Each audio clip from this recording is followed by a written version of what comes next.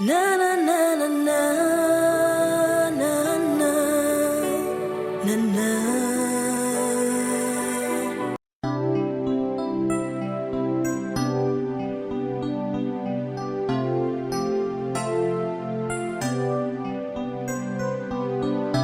Levons nos yeux.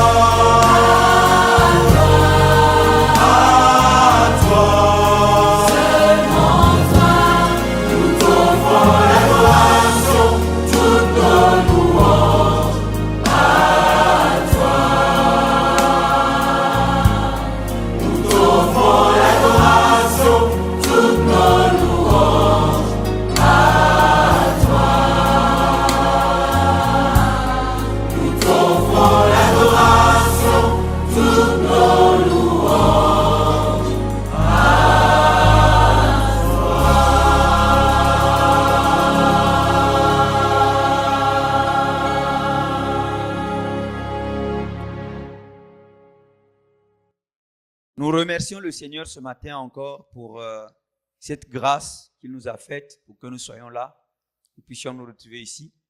Nous disons aussi merci pour le pasteur Anaclé et l'équipe d'organisation de la piscine de Siloé qui m'ont programmé pour travailler ce jour au milieu de vous. Donc nous louons le Seigneur, nous allons encore nous incliner pour recommander ce temps entre les mains du Seigneur.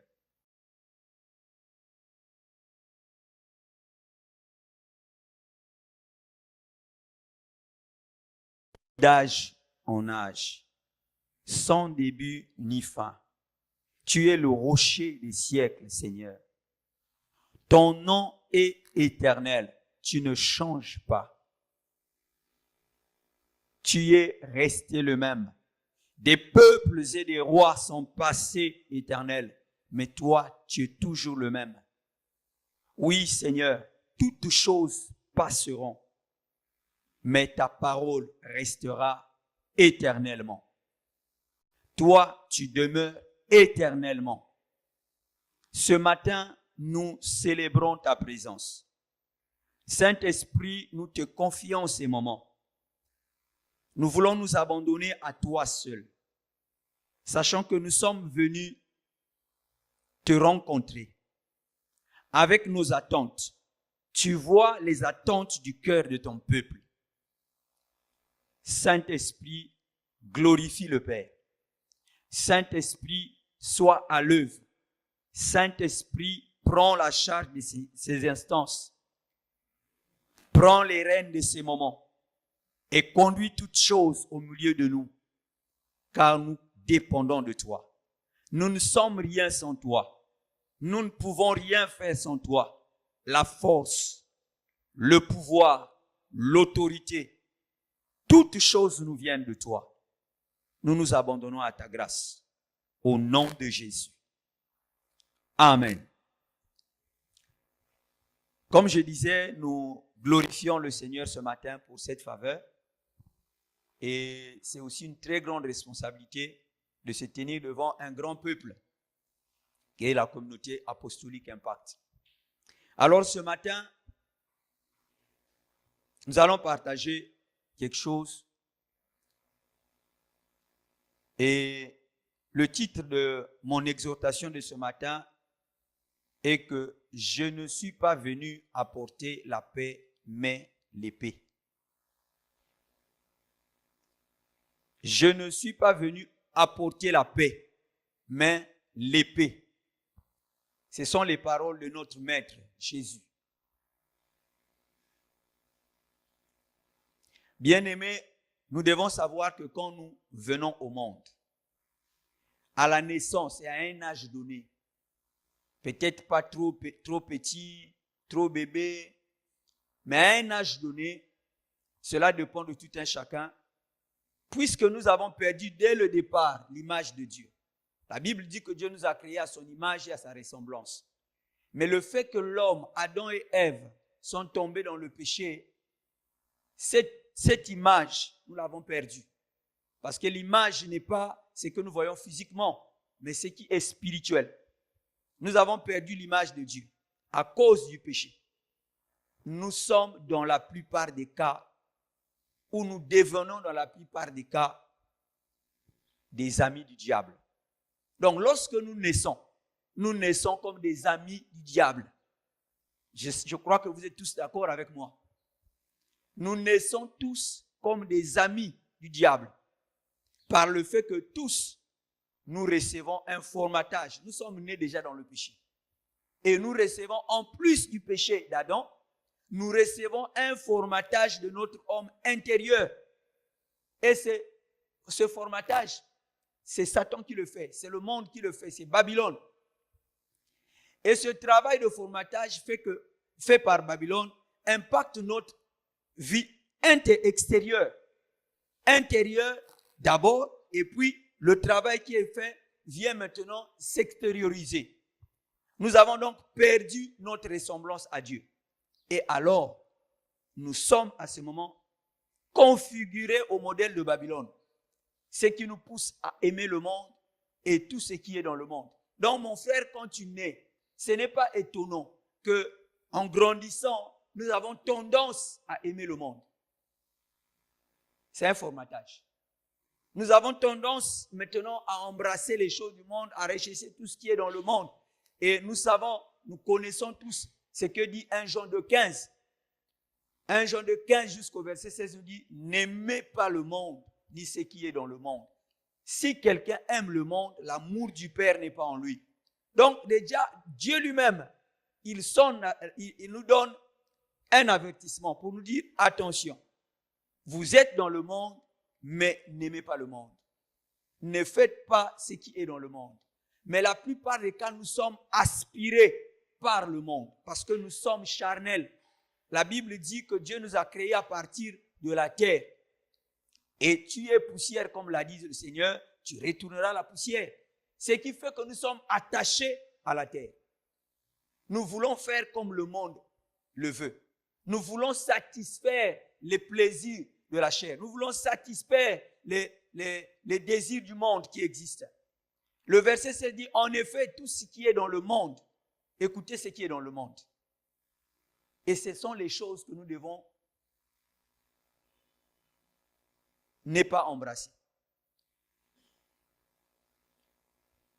On nous dit en effet tout ce qui est dans le monde.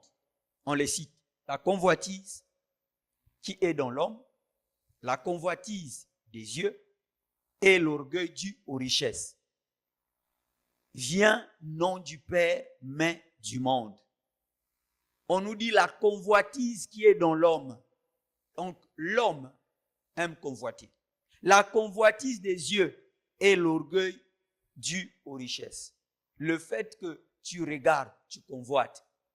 Le fait que tu as un peu de moyens, Dieu t'a fait grâce, ça t'amène à t'enorgueillir. Tu deviens orgueilleux. Et Dieu dit, ces choses ne viennent pas de lui, mais du monde. Donc, tu devais faire très attention. Moi, je devais faire très attention avec tout ce qui est dans le monde. Je ne dois pas aimer le monde. Je dois chercher à haïr le monde. Ça, c'est la recommandation de Dieu. Et alors, nous allons passer un temps à lire un grand nombre de versets. Ça va nous permettre de temps en temps d'aller en prière. Nous avons beaucoup de versets à lire aujourd'hui. Nous allons commencer par le livre de Matthieu. Matthieu 10, à partir du premier verset, il est écrit « Puis Jésus appela ses 12 disciples et leur donna le pouvoir de chasser les esprits impurs et de guérir toute maladie et toute infirmité. » Le verset 8, c'est Jésus qui donne l'ordre. « Guérissez les malades, ressuscitez les morts, purifiez les lépreux, chassez les démons. Vous avez reçu gratuitement, donné gratuitement. » Alléluia. Alléluia. Donc, au premier verset, le tout premier verset que nous avons lu du chapitre 10 et le verset 8, nous voyons que le Seigneur avait redonné la puissance de dominer à l'homme pour qu'il chasse les démons et opère des grands miracles ou des prodiges. Et alors que nous sommes en plein jeûne et prière, le Seigneur a mis dans le cœur de son serviteur cette parole. Dieu nous a appelés à dominer. Amen. Après que le monde, l'homme ait péché, Jésus est venu mourir pour nous. Et il a repris le flambeau. Il a repris le pouvoir que le diable nous avait volé. Il a remis à l'homme pour que la domination soit en lui. Et c'est ce qu'il a fait avec ses disciples.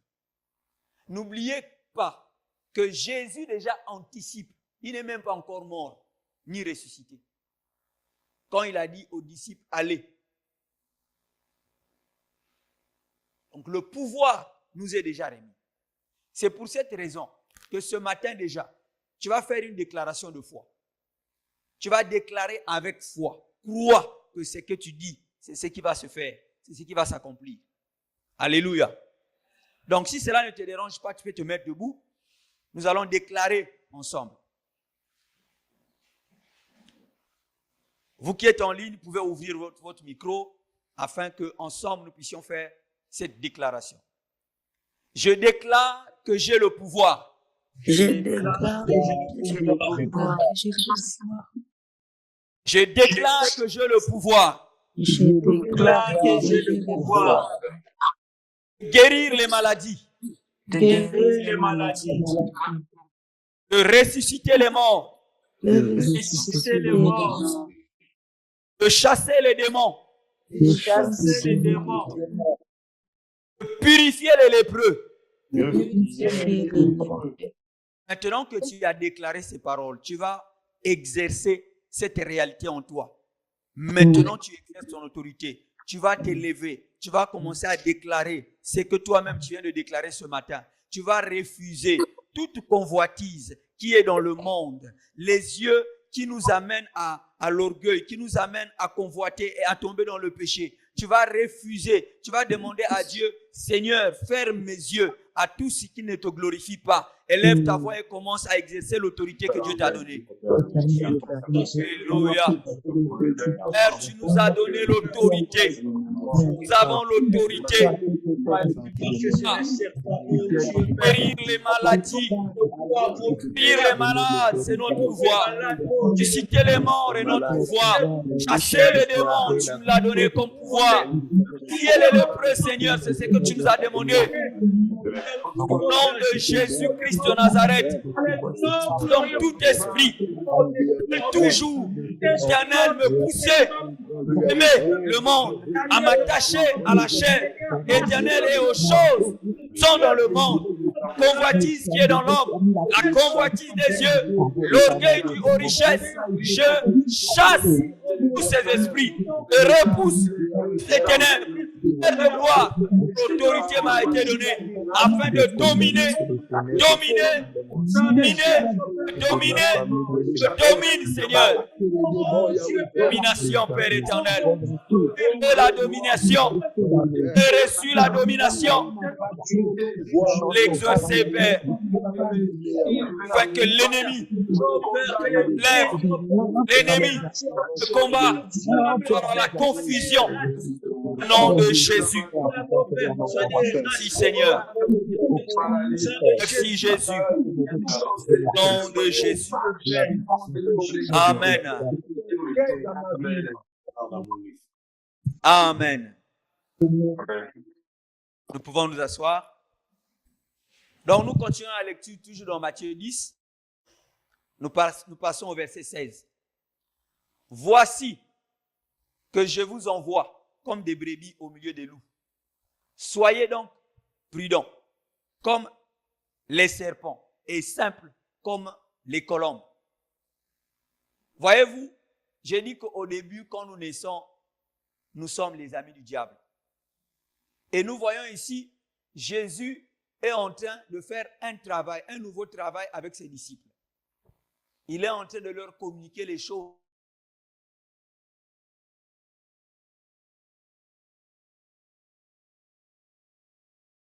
Je vous envoie, soyez prudents. Je vous envoie comme des brebis au milieu de loups. Soyez prudents comme les serpents et simples comme les colombes.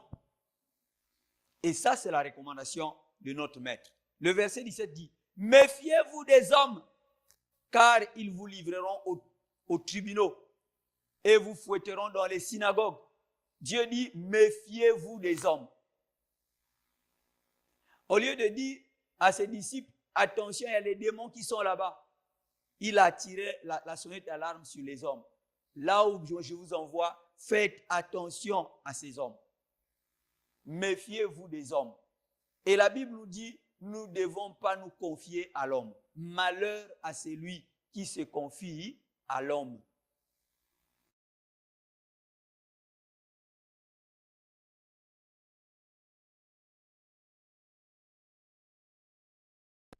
Alléluia.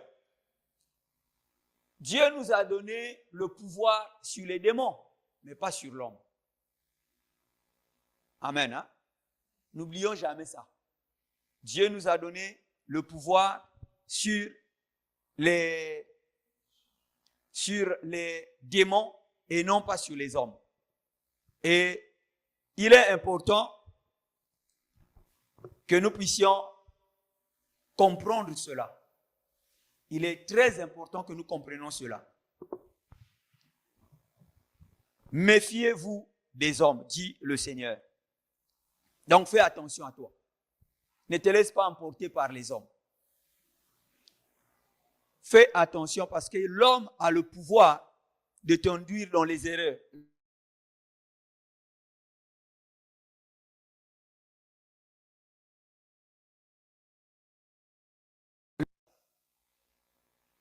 Tu es en train de servir Dieu, mais l'homme viendra te dire, mais qu'est-ce que tu fais? Tu perds ton temps. Tu passes ton temps à aller servir un Dieu qui n'existe pas. Tu l'as déjà vu? Tu l'as déjà senti un jour? Est-il déjà venu dans ta chambre? Comme toutes ces expériences, tu ne les avais jamais faites, alors tu seras en train de douter. Surtout si l'homme qui est en face de toi, pour toi, est une personne, une personnalité importante. Tu vas commencer à douter de la réalité spirituelle. Tu vas commencer à embrasser les paroles de l'homme. Mais Dieu a dit, méfiez-vous aux hommes. Amen. Hein? Tu dois donc te méfier aux hommes. Tu dois faire très attention. Tu ne dois pas te laisser entraîner par les ruses de l'homme qui va chercher à te décourager, à te désorienter pour t'éloigner du Seigneur. L'homme le fera toujours. Ça peut être ton propre parent, ça peut être ta mère, ça peut être ton père, ça peut être ta soeur, ton frère. Fais attention.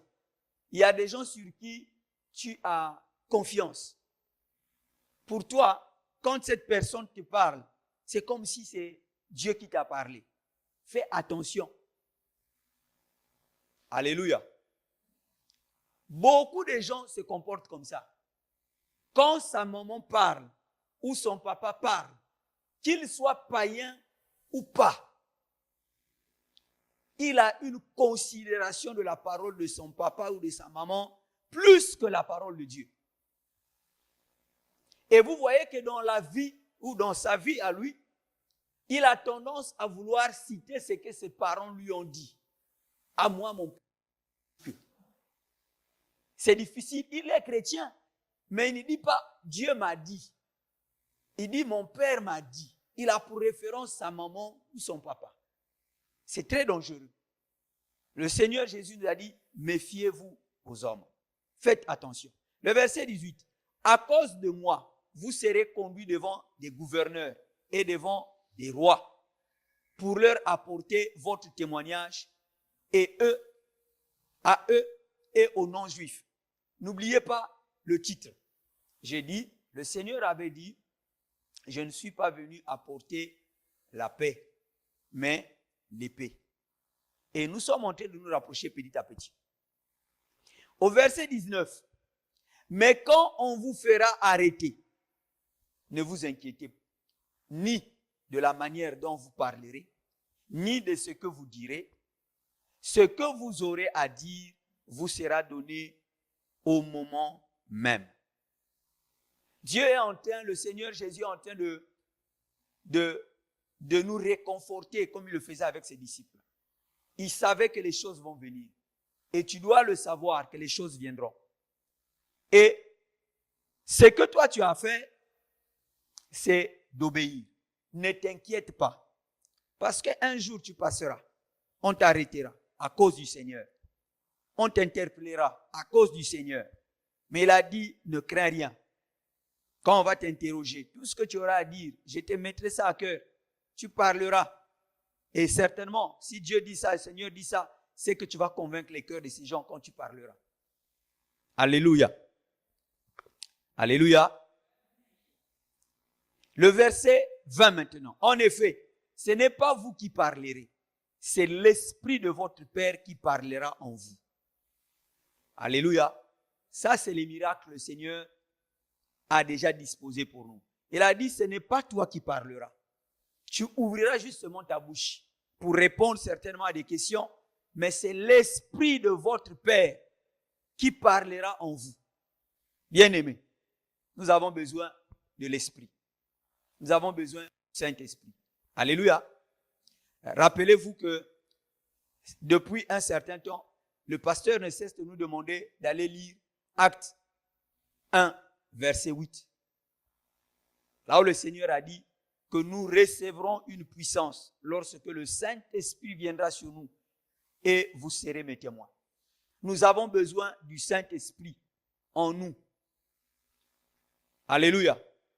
Le Saint-Esprit, c'est notre consolateur. C'est au-delà de la puissance, parce qu'on dit vous recevrez le Saint-Esprit, recevrez une puissance lorsque le Saint-Esprit viendra en vous. La puissance vient en nous lorsque le Saint-Esprit vient. Alléluia. Alors ce matin, ce que nous allons faire déjà, c'est que nous allons prier, car nous avons besoin de cette puissance. Nous avons besoin de cette puissance pour maintenant et pour la suite. Nous allons nous lever. Nous allons prier que le Saint-Esprit nous remplisse.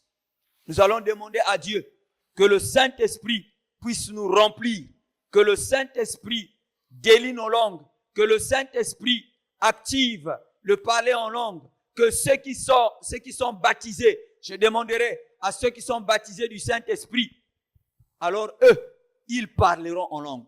Toi qui n'es pas baptisé du Saint-Esprit, tu vas demander, tu vas parler, ne t'arrête pas. Tu vas ouvrir ta bouche, tu vas commencer à parler à Dieu.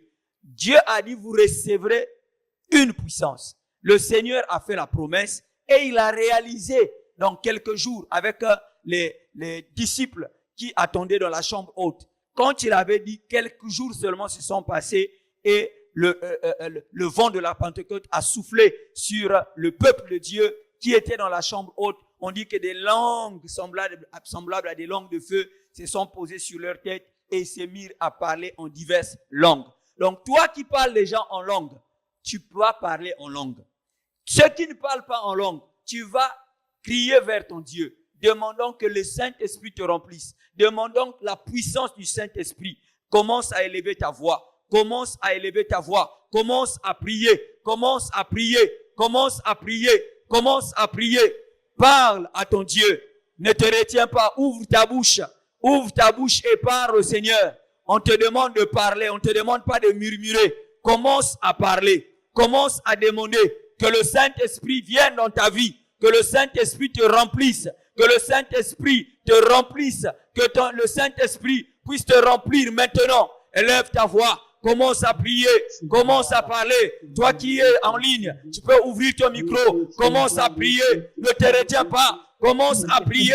Commence à prier. Demande la force, la puissance du Saint-Esprit. Demande la force et la puissance du Saint-Esprit. Au nom de Jésus. Au nom de Jésus. Au nom de Jésus. Le Saint-Esprit, remplis-nous ce matin. Remplis mon frère. Remplis ma soeur. Remplis mon frère. Remplis ma soeur. Remplis mon frère. Remplis mon frère.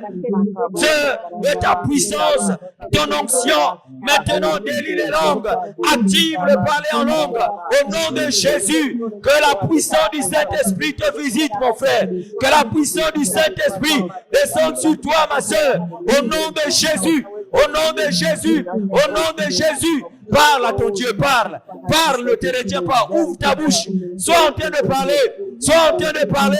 Parle. Ouvre ta bouche. Ouvre ta bouche et parle à ton Dieu. Alléluia. Alléluia. Que le souffle de Dieu agisse. Vis maintenant, car c'est toi qui as fait la promesse que vous recevrez une puissance lorsque le Saint-Esprit viendra en vous. Lorsque le Saint-Esprit viendra sur vous, vous recevrez une puissance et vous serez mes témoins. Maintenant, Seigneur, que la langue de ma soeur soit déliée, que la langue de mon frère soit déliée, que la puissance du Saint-Esprit le touche, que la puissance du Saint-Esprit le touche, que l'onction du Saint-Esprit le touche. Au nom de Jésus, qu'il soit rempli, qu'il soit revêtu de la puissance de Dieu. Active ta puissance en eux. Active ta puissance en eux. Active ta puissance en eux. Au nom de Jésus. Au nom de Jésus. Remplis mon frère. Remplis ma soeur. Remplis mon frère. Remplis ma soeur. Active les parler en langue. Baptise-les, Saint-Esprit. Baptise du Saint-Esprit ton peuple. Baptise du Saint-Esprit ton peuple. Dans Marc 16, tu as dit, voici les miracles qui accompagneront ceux qui auront cru en mon nom. chasseront les démons, ils parleront des langues. Oui, Seigneur, agis maintenant, que ta force descende et visite ton peuple. Au nom de Jésus, au nom de Jésus, que ça soit dans sa chambre, que ça soit éternel dans la salle, où qu'il soit, que la puissance de Dieu visite maintenant son peuple, que l'onction de Dieu descende dans la vie de son peuple. Agis, Saint-Esprit. Manifeste ta grâce, Saint-Esprit. Manifeste ta puissance, Saint-Esprit. Alléluia. Gloire à toi, Seigneur. Gloire à toi, Éternel. Alléluia. Merci, Seigneur. Merci, Seigneur. Au nom de Jésus. Au nom de Jésus. Merci, cher Saint-Esprit, pour ta présence encore. Amen. Amen. Amen. Vous pouvez prendre place. Nous continuons.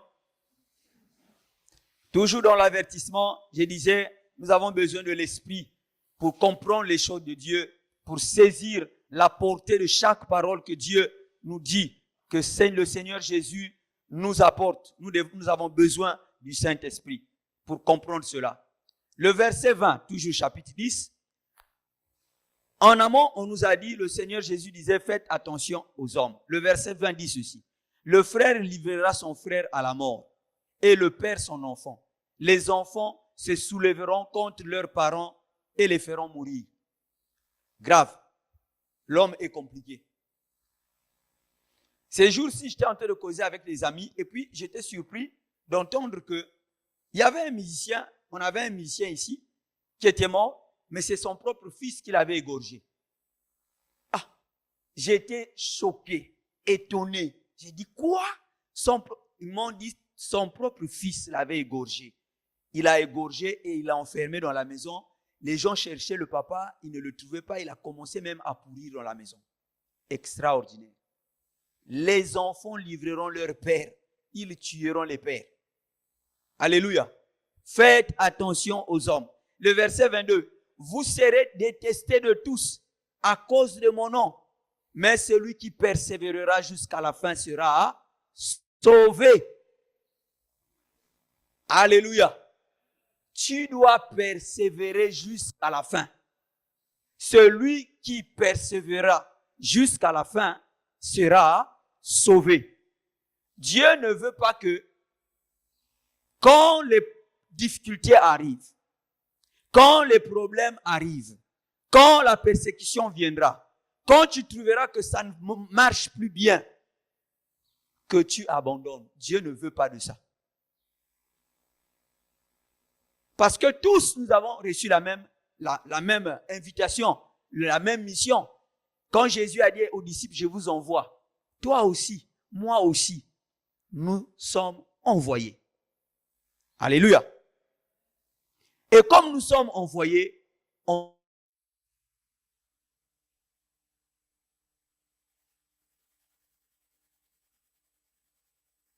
cause du Seigneur. Mais si nous persévérons jusqu'à la fin, nous serons sauvés. Nous continuons la lecture. Écoutez ce que Jésus dit. Le disciple n'est pas supérieur au maître, ni le serviteur supérieur à son Seigneur. Il suffit au disciple d'être traité comme son maître et au serviteur comme son Seigneur. S'ils ont appelé le maître de la moisson, Ben-Zeboul, s'ils ont appelé le maître de la moisson c'est Dieu lui-même. On l'a appelé Ben-Zeboul. Ben-Zeboul, c'est le diable. Alléluia. Si on appelait Dieu maintenant le diable, ils appelleront d'autant plus volontiers ainsi les gens de sa maison. Donc les gens de sa maison, c'est toi et moi.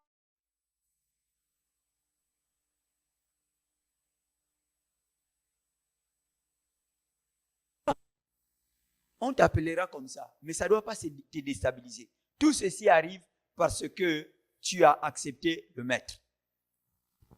Ne redoutez pas ceux qui tuent le corps, mais qui ne peuvent pas tuer l'âme.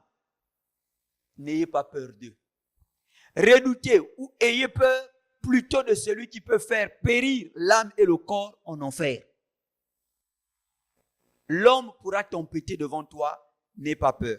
Parce que lui, il peut tuer ton corps, mais il ne tuera jamais ton âme. Mais Dieu dit, redoutez-moi, parce que moi, je peux tuer votre corps et votre âme, les jeter les deux en enfer.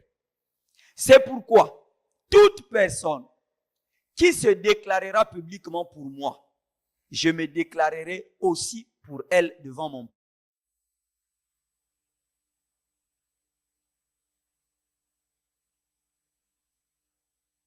Recevoir le pouvoir, vous devenez mes témoins. N'est-ce pas? Maintenant que vous êtes devenus des témoins, ça veut dire que vous n'aurez plus honte de parler de Jésus. Si publiquement vous exprimez votre appartenance au Seigneur, lui aussi le fera. Il déclarera devant son Père céleste que vous lui appartenez. Donc, autrement dit, Jésus n'intercède pas pour tout le monde comme ça. Mais ceux qui acceptent qu'ils appartiennent à lui, il les présente aussi à Dieu. Ça, c'est mon peuple. C'est très important. Vous comprendrez pourquoi. Le verset 33 du chapitre 10. Mais celui qui me régnera devant les hommes, je le régnerai moi aussi devant mon Père céleste. Si tu l'acceptes, il t'accepte devant Dieu. Si tu le régnes, il te règne devant Dieu. Donc nous devons faire très attention à nos œuvres qui peuvent faire que nous régnions publiquement le Seigneur, ce qui sera très fatal pour nous. Qu'est-ce que toi tu fais? Peut-être consciemment, tu ne régnes pas le Seigneur. Tu marches correctement. Tu ne régnes pas. Selon toi, tu ne régnes pas le Seigneur. Mais les œuvres, les actes que tu poses, c'est que tu déclares, c'est que tu dis. Est-ce que c'est en conformité avec la volonté de Dieu? Est-ce que ça ne régnie pas le Seigneur publiquement? Parce que tout ce que nous faisons, lorsque nous quittons notre monde, notre milieu des enfants de Dieu, nous vivons une vie singulière avec les païens. Mais non, ce que tu fais, est-ce que ça ne réunit pas publiquement le Seigneur? Alors, si ça se passe comme ça, arrête. Parce que c'est très fatal pour toi. C'est lui qui me régnera devant les hommes, je le régnerai moi aussi devant mon Père céleste. Donc, ne fais rien en cachette qui puisse régner le Seigneur. Parce que toi, tu peux penser que régner le Seigneur, c'est déclarer devant les gens, moi, je ne connais pas Jésus. Non. Quand nous lisons le livre de Philippiens, je crois que ça doit être Philippiens, c'est pas Philippiens, plutôt Philémon. Le Seigneur nous enseigne là-bas que de leurs lèvres, ils professent qu'ils m'appartiennent, mais ils me régnent par leurs œuvres. Alléluia. Oui, tu peux proférer de ta bouche que Jésus est ton Seigneur, Jésus est ton Sauveur, mais par tes œuvres, tu le régnes. Et si tu le régnes, c'est fatal pour toi, parce que lui aussi va te régner devant son Père. Donc, à partir du verset 16, là où nous avons commencé à lire, jusqu'au verset 39, si nous continuons à lire, Jésus reconfigure la compréhension de ses disciples pour forger ou changer leur mentalité. Alléluia. Jésus est en train d'amener un nouveau formatage. Il est en train de reconfigurer la compréhension des disciples avant qu'ils n'aillent. C'est toute une mise au point. Avant d'aller, voici les choses que vous devez aller faire et respecter. Alléluia. Il a reconfiguré leur mentalité. Il a formaté leur mentalité pour qu'ils changent, qu'ils sachent que là où ils vont, ils ont un comportement à tenir et à respecter. Ils ne devaient pas aller vaik-vaik. Ils devaient aller avec les consignes. Et les consignes ont été données par le Maître. Jésus est en train d'attaquer la mentalité de ses disciples et de les préparer à voir différemment les choses. Donc, tous ces versets nous montrent que le fait d'avoir accepté Jésus et de le suivre fait que nous devenons maintenant les ennemis de Satan. Alléluia. Au départ, j'ai dit que lorsque nous naissons à un âge donné, ça dépend des gens. Ça peut être à partir de 12 ans, parfois moins de 12 ans, jusqu'en haut là-bas. Nous naissons, nous sommes souvent les amis du diable. Et pasteur nous dit souvent ici que tous nos enfants là, c'est des petits païens. Parce que personne n'est né déjà chrétien, personne n'est né croyant. On est païen et on grandit. On prend conscience et on commence à voir qu'est-ce qu'il faut faire dans la vie. Donc, à un niveau donné, nous sommes tous des païens, donc amis de Satan. Mais le fait que tu as accepté Jésus dans ta vie, le fait que tu le suis, le fait que tu travailles à ses côtés, cela fait de toi maintenant l'ennemi de Satan et des hommes aussi. Il n'y a pas que le diable. Tu deviens ennemi de Satan, oui, tu deviens au même moment ennemi des hommes. N'oublions jamais ça. Et le mot suivre parle de l'alignement. Faire ce que le maître nous demande. Donc quand on parle de suivre Jésus, c'est pas juste, on imagine qu'il est devant nous et puis on marche juste derrière. S'il va à gauche, on va à gauche. Il va à droite, on va à droite. Il s'arrête, nous nous arrêtons. C'est très bien. Mais il y a des choses qu'il te dit de faire. En dehors du fait que toi, tu es derrière lui, tu t'es aligné, c'est bien. Mais il y a des choses qu'il te dit de respecter. Tu dois respecter ça. C'est ce qu'on appelle suivre le Seigneur. Amen. Nous devons suivre le Maître. Alors, nous arrivons maintenant à la parole du Seigneur, là où il avait déclaré. Le verset 34. Ne croyez pas que je sois venu apporter la paix sur la terre. Je ne suis pas venu apporter la paix, mais l'épée. Ah! Donc Jésus nous a créé encore des problèmes. Déjà qu'on était amis de Satan. Maintenant, lui, il vient. Tout le monde attendait la paix. Quand il viendra, la paix sera là. Lui dit, ne pensez pas que j'étais venu pour vous apporter la paix. Non, je suis venu vous apporter l'épée. C'est grave, hein? Mon frère, Jésus est venu apporter l'épée. Le verset 35 dit, car je suis venu mettre la division entre le fils et son père, entre la fille et sa mère, entre la belle-fille et sa belle-mère. C'est un problème. Il est venu mettre la division. Le verset 36. Et l'on aura pour ennemis les membres de sa famille. Le verset 37. Celui qui aime son père ou sa mère plus que moi n'est pas digne de moi. Et celui qui aime son fils ou sa fille plus que moi n'est pas digne de moi. Chacun de nous commence à se retrouver. Qui aimes-tu? Jésus a dit, je suis venu apporter la division là. Regardez vous-même, hein, la division commence déjà là-bas. Le fils aura pour ennemi son père, la fille aura pour ennemi sa mère, la maman aura pour ennemi sa fille, la belle-mère sa belle-fille, la belle-fille la belle-mère. Donc, c'est grave.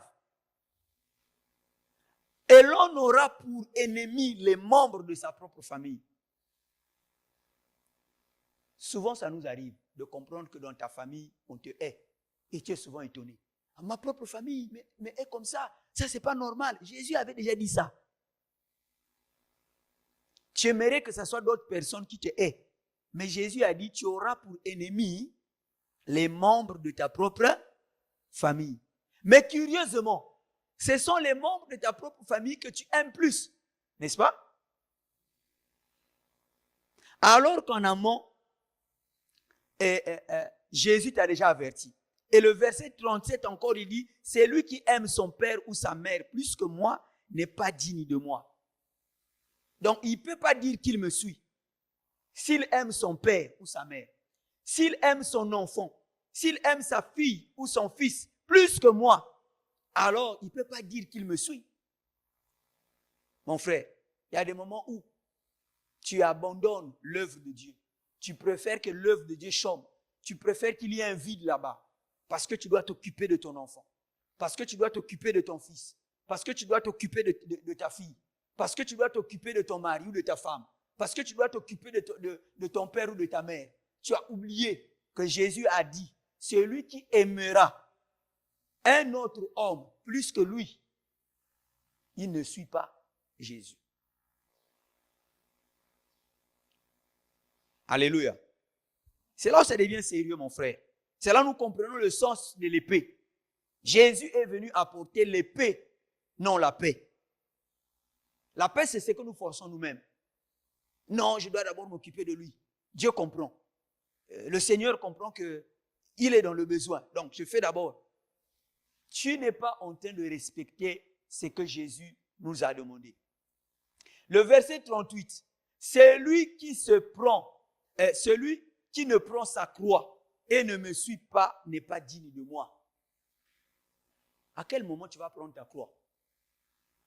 C'est quoi la croix pour toi? Prendre la croix, c'est accepter d'endurer le rejet des hommes.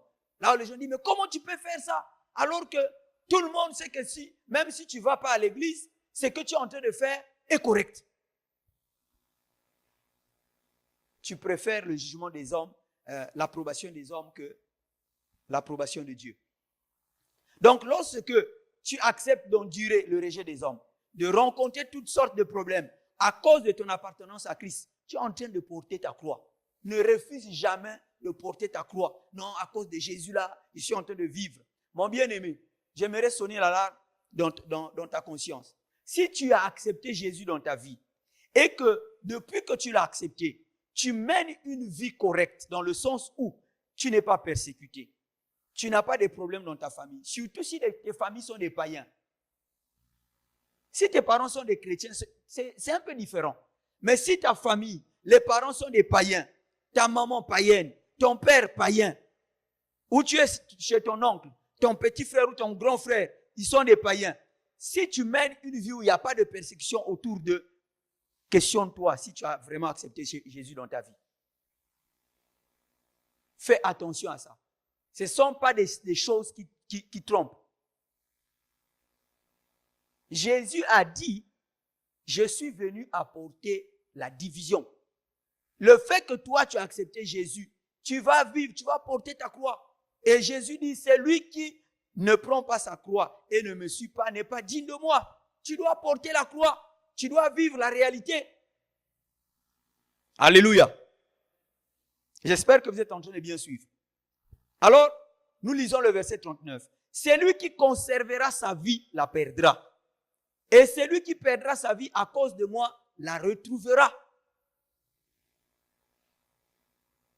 Perdre ta vie, c'est beaucoup de choses. Hein? C'est beaucoup de choses. Ce n'est pas seulement le fait d'accepter de mourir. Et oui, ça c'est le top de top. Accepter de donner ta vie, de mourir pour Jésus. Alléluia. Alléluia. Oui, nous devons être prêts à mourir. Si la mort doit venir à cause de Jésus, nous devons être prêts à mourir. Nous devons le faire. Parce que Jésus a donné la promesse. Il a fait la promesse. C'est lui qui donnera sa vie.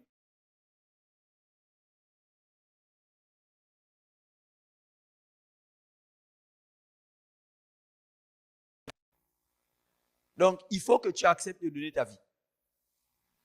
Nous pouvons voir que Jésus-Christ parle dans ces versets du changement de notre mentalité et la manière dont nous devons conserver les choses et la vie sur la terre. Comment nous devons vivre, comment nous devons considérer les choses, comment nous devons concevoir les choses et la vie de la terre.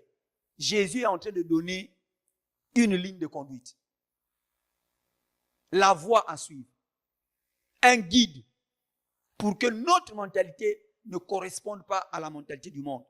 Cette manière de voir et de faire les choses ne va pas dans la même direction que le monde. Pourquoi? Et comment un homme peut-il ne pas aimer ses parents plus que Jésus? La mentalité mondaine vous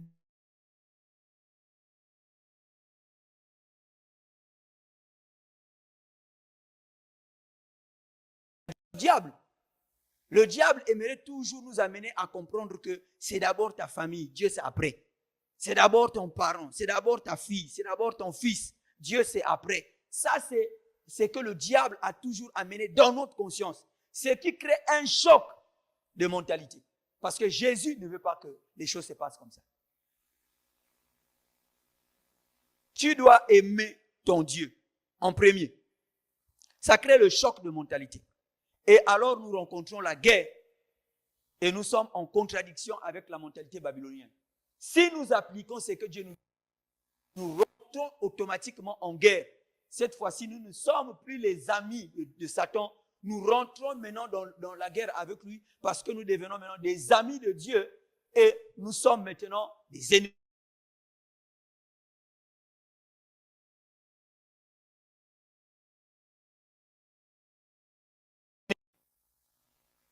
Tu te rendras compte que ta vie, il y a des problèmes maintenant.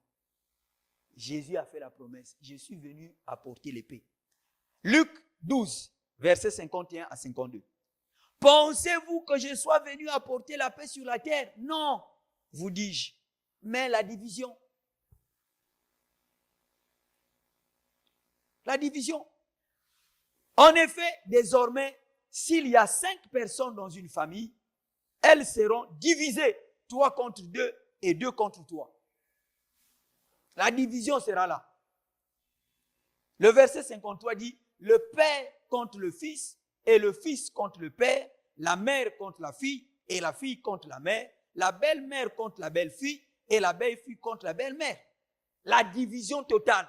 Mais pourquoi ils ne s'entendent pas? Jésus a dit, j'étais venu apporter la division et non la paix. L'épée. Vous savez que l'épée blesse, non? Alléluia. Oui, quand tu ne manies pas bien l'épée, ça finira par te blesser.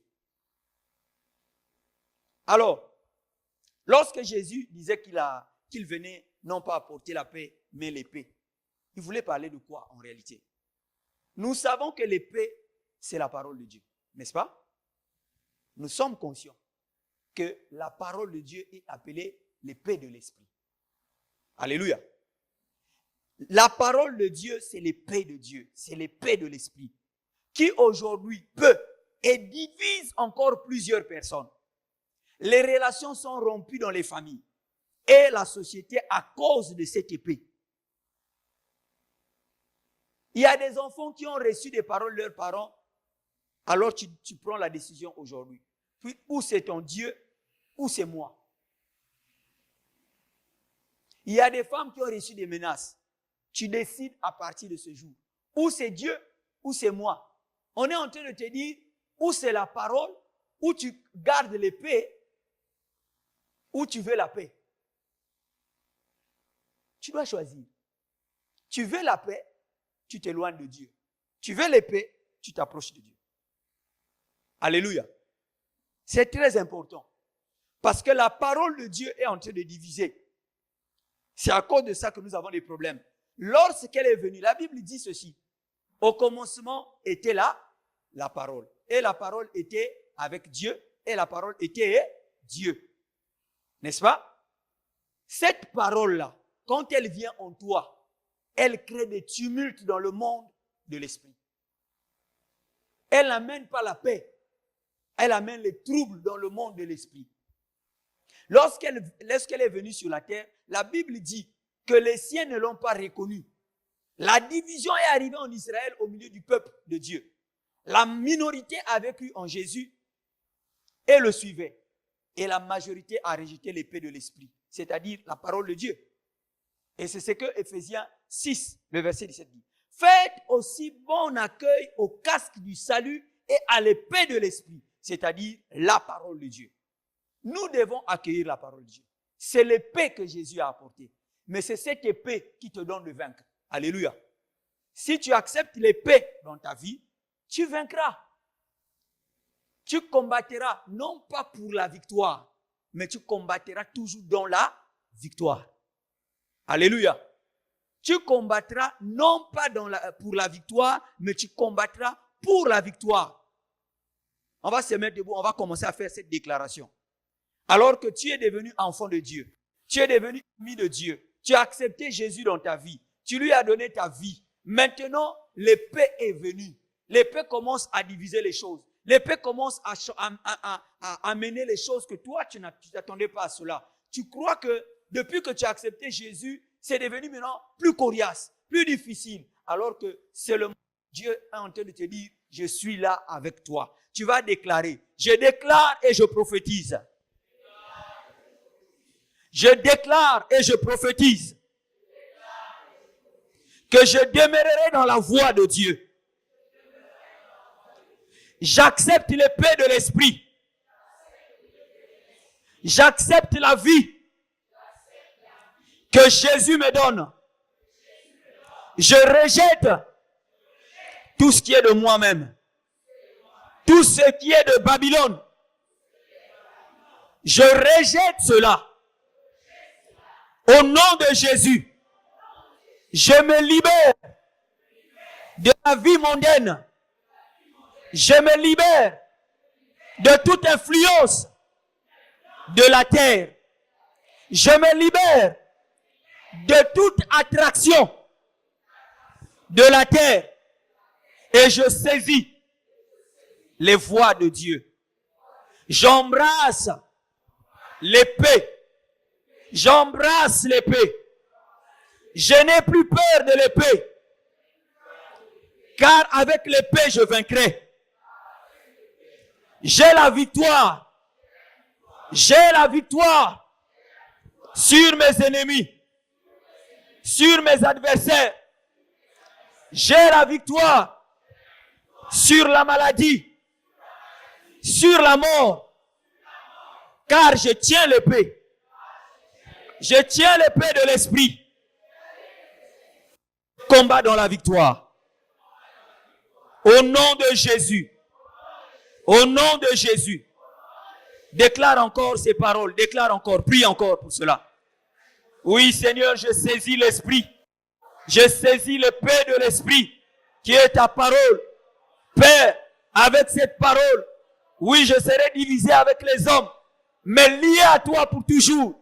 Père, avec l'épée que je tiens, je combats, non pas pour la victoire, mais dans la victoire. J'ai la victoire, Seigneur, car tu m'as donné le pouvoir de vaincre. Tu m'as donné le pouvoir de vaincre. Oh Père, que la gloire te revienne pour le pouvoir, pour la force, pour tout ce que tu fais. Seigneur, merci. Merci pour l'épée que tu as amenée. Merci pour l'épée de l'esprit. Merci pour ta parole. Au nom de Jésus. Amen. Vous pouvez prendre place. Donc même l'homme se divise. La chair et ses désirs, à ses désirs. L'esprit en a d'autres. Vous allez remarquer que, comme Jésus a dit, je ne suis pas venu apporter la paix, mais l'épée. Même dans ta propre vie, tu es divisé. Il y a la division même dans ta propre vie. La chair t'attire à gauche. L'esprit veut que tu ailles à droite. Tu es divisé. Les désirs de la chair viennent s'accaparer de toi. Et la Bible dit la chair a des désirs contraires à ceux de l'esprit. Et tout se passe en toi. La guerre se passe en toi. Tu es divisé. Alléluia. La Bible dit dans 2 Corinthiens 5, verset 17, si quelqu'un est en Christ, il est une nouvelle créature. Les choses anciennes sont passées. Voici, toutes choses sont devenues nouvelles. Qu'est-ce que nous devons comprendre par là? Jésus a dit par la bouche de son serviteur, Paul, que lorsque quelqu'un est en Christ, si quelqu'un vient en moi, il devient une nouvelle créature. Alléluia. La nouvelle créature, c'est celle qui accepte l'épée, qui ne court pas derrière la paix. Alléluia. Alléluia. Oui, nous devons accepter l'épée. Nous devons accepter que les choses deviennent difficiles dans nos vies à cause du Seigneur. Nous sommes nouveaux. Puisque nous sommes en Christ, nous sommes nouveaux. La réalité est que tout change en nous. D'abord spirituellement. Car tout commence en esprit. Pour ensuite transformer au fur et à mesure notre extérieur. Donc la transformation commence à l'intérieur. Toi-même parfois tu ne vois pas. Et puis avec le temps, petit à petit, cette formation qui a commencé à l'intérieur, toi tu dois l'accepter. Dieu ne te forcera pas. Tu dois l'accepter, cette transformation à l'intérieur, va commencer à impacter ton extérieur. Nous ne faisons pas la mue du serpent. Vous connaissez le serpent. Nous ne faisons pas la mue. La mue, c'est quoi? La mue du serpent, c'est un processus naturel qui permet au serpent de se débarrasser de son ancienne peau. Il se débarrasse de son ancienne peau. Et ce n'est pas tout. Hein. Quand il se débarrasse de son ancienne peau, il élimine aussi les parasites qui étaient sur sa peau. Une manière pour lui de se rajeunir un peu. Donc, il se débarrasse de la peau, il enlève les parasites. Lorsqu'il change sa peau, il devient apparemment nouveau. Alléluia. C'est comme si tu t'es maquillé. La réalité est que quand tu te maquilles, tu n'es plus vrai. Alléluia. Surtout nous en Afrique. Hein? Quand tu te maquilles, tu n'es plus vrai. Si le soleil arrive, il va te démaquiller. Donc, ne faisons pas la mue du serpent. Le serpent enlève la peau. Et si quelqu'un le voit, il va dire, oh, c'est un nouveau serpent. Hein? C'est un petit serpent. Il est encore jeune. Il n'est pas jeune. C'est un vieux serpent. Notre changement ne ressemble pas au changement du serpent. Il reste vieux et le même. Non, ne soyons pas comme le serpent. Et Jésus a qualifié les pharisiens de serpents, race de vipères. Comment pouvez-vous penser que vous pouvez esquiver le châtiment de l'enfer? Donc ne soyez pas comme les pharisiens. Ne soyons pas des serpents, la race des vipères. Ne faisons pas ça. Cela est écrit dans Matthieu 23, le verset 33. Jésus était en train de s'attaquer aux pharisiens. Race des vipères. Pensez-vous que vous allez esquiver le châtiment de l'enfer? Nous devons changer à l'intérieur pour que nous puissions échapper à cela. C'est de l'intérieur qu'il faut changer pour impacter notre extérieur. Tout en nous doit devenir nouveau. L'intérieur et l'extérieur. Notre changement doit s'opérer comme celui de la chenille. Vous voyez, la chenille, quand la chenille change, à la fin, vous n'allez plus reconnaître que c'était la chenille. La chenille qui se métamorphose, donc l'homme doit se métamorphoser et devient un papillon. C'est un vrai changement qui commence à l'intérieur pour enfin influencer l'extérieur. Son physique, donc le physique de la chenille, quand il devient papillon, quand on te montre le papillon, on dit que c'était une chenille. Tu vas dire comment? Tout a été changé. Et quand on dit qu'il a changé, si on considère que papillon, c'est juste une apparence. Si papillon devient une apparence, c'est comme si ce sont des habits qu'on a mis sur le papillon, mais en bas là-bas c'est la chenille. Nous allons voir autre chose. Le changement de la chenille vers le papillon ne s'arrête pas au niveau des habits. Tes habits doivent changer. Ça veut dire que ton accoutrement doit changer. Tu es devenu une nouvelle créature.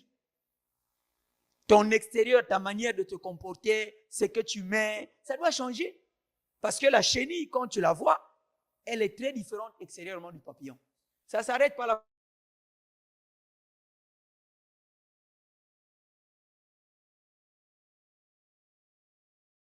Donc, même son goût change. Ses préférences changent.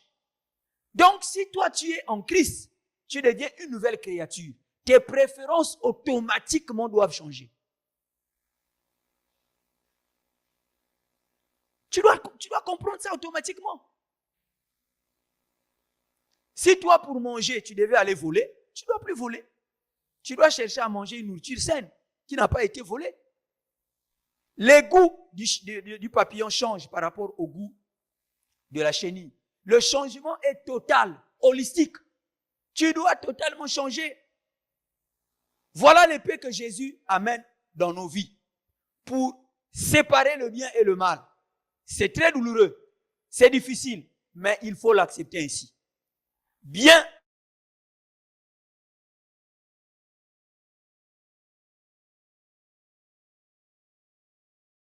affaire facile. Souvenez-vous.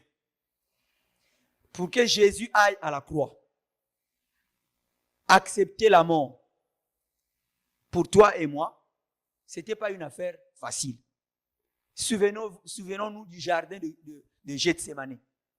La Bible dit que dans le jardin de Gethsémani, Pendant que Jésus était en train de prier, pendant qu'il demandait la volonté du Père, si cela est ta volonté, laisse que la chose s'accomplisse. Mais si ce n'est pas ta volonté, est-ce que tu ne peux pas éloigner cette coupe de moi?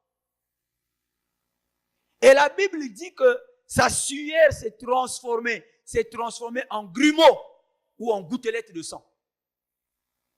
Vous pouvez imaginer quelle pression de souffrance qu'il subissait à Gethsémani. C'était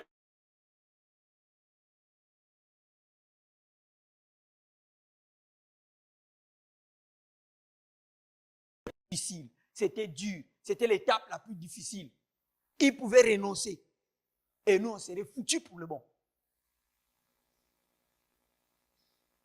Il a fini par triompher. Il a accepté d'aller à la croix pour que nous soyons sauvés. C'est donc avec tremblement et crainte que nous devons travailler pour notre salut. Dit la Bible dans Philippiens 2, verset 12. C'est avec crainte et tremblement. La Bible dit tu es une nouvelle créature. Si tu l'es, gloire au Seigneur. Si tu ne l'es pas, commence à craindre, commence à trembler. Travaille pour ton salut.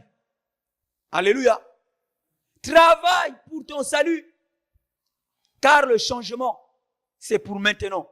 Car Jésus revient bientôt. Alléluia. Jésus est à la porte. Nous voyons tout ce qui se passe sur la terre. Nous voyons les changements qui sont en train de s'opérer sur la terre. Dieu est en train de parler de toi. Il est en train de te dire, ta mentalité doit être configurée. Amène ta mentalité vers moi. Reviens à moi. Je reviendrai à toi. Alléluia. Si tu reviens à Dieu, il reviendra à toi. Mais si tu veux continuer à poursuivre ta route, tu es en train d'aller vers la perdition. Jésus revient bientôt. Alléluia. Jésus revient bientôt. Tu as le doute. Ma sœur, si tu as le doute dans ton cœur, qu'il y a quelque chose qui a été brisé avec Dieu. Oui, Jésus a apporté l'épée, mais tu n'as jamais supporté l'épée. Tu as abandonné l'épée. Tu as voulu la paix. Et tu t'es séparé avec Dieu. Tu as brouillé ta connexion. Tu as brouillé ta relation. Ton intimité avec le Seigneur. Ce matin, tu vas te mettre debout. Ce matin, ensemble, nous allons nous lever. Tu vas refaire ta communion avec Dieu. Tu vas déclarer ces paroles pour refaire ta vie, refaire ta communion. Car il est important que tu puisses te réconcilier avec ton Sauveur. Tu puisses te réconcilier avec ton Seigneur. Tu peux ouvrir ton micro. Tu vas venir déclarer. Tu vas déclarer avec moi. Seigneur Jésus, je viens renouveler mon intimité avec toi. Je viens renouveler mon intimité avec toi. Je te donne ma vie. Je te donne ma vie. Et je te reçois comme mon Seigneur et mon Sauveur. Et je te reçois comme mon Seigneur et mon Sauveur. Je déclare le changement total dans ma vie. Je déclare le changement total dans ma vie. Maintenant, Maintenant, au nom de Jésus, Au nom de Jésus. Seigneur, Seigneur, selon ta promesse, selon ta promesse, tu as dit que je recevrai un cœur nouveau. tu as dit que je recevrai un nouveau. Maintenant, Seigneur, Maintenant, Seigneur, donne-moi ce cœur nouveau. donne-moi ce cœur nouveau. Donne-moi ce cœur nouveau. Donne-moi ce cœur nouveau. Retire de mon corps le cœur de pierre. Retire de mon corps le cœur de pierre. Enlève ce cœur de pierre en moi. Enlève ce cœur de pierre en moi. Donne-moi un cœur de chair. Donne-moi un cœur de chair. Au nom de Jésus. Au nom de Jésus. Élève encore ta voix et commence à remercier Dieu pour cette réconciliation, pour cette intimité que tu viens de renouer, que tu viens de restaurer ce matin avec le Seigneur. Alors que tu avais refusé l'épée, que Jésus avait dit, je suis venu apporter l'épée et non la paix. Élève ta voix et commence à remercier le Seigneur. L'intimité que tu renoues, pour l'intimité que tu renoues avec ton Dieu. Alléluia. Merci Seigneur. Si éternel, te glorifiant. Merci Seigneur, parce que tu amènes éternel, tu amènes la vie en nous. La mort, tu amènes la vie. Tu avais éternel, division. Tu amènes, Éternel, de gloire. Père, l'Esprit Achat, tu amènes autant de Père Céleste. Gloire. Au nom de Jésus. Gloire, tu amènes l'unité là où il y avait la division. Tu amènes, Éternel, la force là où il y avait la faiblesse. Alors que, Éternel des armées, tu nous avais déjà prévenu que je viens, non pas pour la paix, mais pour l'épée. J'apporte l'épée et les gens se diviseront. Père, il est temps que nous puissions nous réconcilier avec nous-mêmes, que nous puissions nous réconcilier avec toi, afin que, Père éternel, l'épée qui est la parole de Dieu puisse nous modeler, puisse nous transformer, puisse nous calmement. Au nom de Jésus. Au nom de Jésus-Christ de Nazareth. Merci Seigneur. Au nom de Jésus. Maintenant, là où tu te trouves, mon frère, ma soeur, tu as un problème. Mets ta main droite au cœur. Si tu es malade, mets ta main droite sur ta tête. Nous allons prier. Et la foi, peu importe ton problème, peu importe ta situation. Nous avons lu que Dieu a amené, Jésus a amené l'épée qui est sa parole dans nos vies. Et cette parole est la redoutable. Cette épée, c'est celle qui détruit ce qui est mauvais. Celle qui amène la victoire là où nous avons eu les défaites ou là où nous étions faibles. L'épée de l'esprit, sa parole traversera et te guérira. Sa parole traversera ta vie et apportera la solution à ton problème. Élève maintenant ta voix et commence à parler. Présente ton problème à Dieu. Il est présent au milieu de toi et il agira. Et la foi, exerce ta foi ce matin. Et prie le Seigneur. Prie le Seigneur. Père, regarde ton peuple. Dieu éternel. La main mise éternelle des armées sur sa poitrine. Tu connais son problème. Tu connais éternel de quoi, oh Père, mon frère souffre. Tu connais de quoi ma soeur. Quelle est la situation qui dérange la vie de mon frère, la vie de ma soeur, la vie de ton peuple? Toi qui te trouves à la maison, toi qui suis en ligne, au nom de Jésus, nous déclarons maintenant la guérison. Peu importe la maladie, je prophétise au nom de Jésus. Je déclare que tu es guéri. Reçois la guérison au nom de Jésus. Peu importe l'intensité de la maladie, peu importe la douleur, l'intensité de la douleur, reçois la guérison au nom de Jésus. Reçois la santé au nom de Jésus, car j'ai reçu de Dieu le pouvoir. Les serpents, sur les scorpions et sur toute la puissance de l'ennemi. Il a dit, rien ne pourra me nuire. Au nom de Jésus, que les malades soient guéris. Toi qui étais malade, sois guéri. Toi qui avais des problèmes, que tes problèmes soient résolus. Au nom de Jésus. Car la Bible dit, si la vérité t'a franchi, tu deviendras libre. Toi libre parce que l'épée de l'esprit t'a affranchi. La parole de Dieu t'a affranchi. Sois libre. Marche dans la liberté. Sois libre de toute maladie. Sois libre devant les problèmes. Tu as la victoire. Reçois la victoire de Jésus. Au nom de Jésus-Christ de Nazareth. Que ton nom soit célébré, Seigneur. Que ton nom soit loué, Éternel. Que ton nom soit magnifié, Éternel. Au nom de Jésus. Nous pouvons ainsi prier. Nous disons Amen. Amen. On acclame le Seigneur. Amen. Na na na na na na na na na.